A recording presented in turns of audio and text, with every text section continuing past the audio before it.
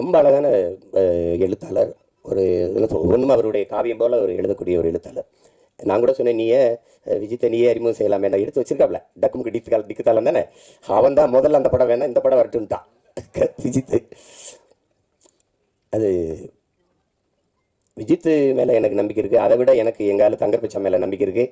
அவள் எதையாவது எழுதி ஆகச்சிறந்த ஒரு காவிய படைப்பா தந்தாவது விஜித்தை நிறுத்திடுவான். அதில் எனக்கு அசாத்திய நம்பிக்கை இருக்குது.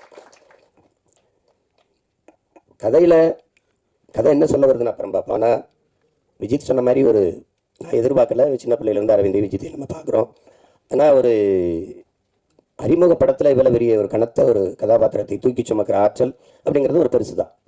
ஒவ்வொரு கட்டத்திலையும் அந்த உரையாடலை வெளிப்படுத்தி உச்சரித்து பேசி அவன் அந்த இதில் வெளிக்காட்டுறதுல நல்ல முதிர்ந்த ஒரு நடிகருக்கு இருக்கிற பல படங்களை நடித்து அனுபவம் பெற்ற ஒரு நடிகர் போல் அந்த உரையாடல் உச்சரிப்பு அதை நடை இதிலெல்லாம் அவன் சிறப்பாக செஞ்சிட்டாப்புல.